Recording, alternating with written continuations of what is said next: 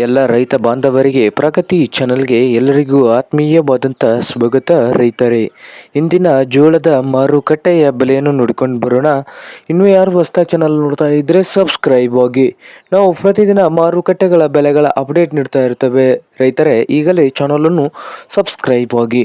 ಇಂದು ಜೋಳದ ಮಾರುಕಟ್ಟೆಯ ಬೆಲೆ ನೋಡುವುದಾದರೆ, ಇಂದು ಜೋಳ ಬಂದು ಹುಬ್ಳಿ ಮಾರ್ಕೆಟ್ನಲ್ಲಿ 1 ಕ್ವಿಂಟಲ್ಗೆ 2,000ದಿಂದ ಹಿಡ್ಕೊಂಡು 3,000.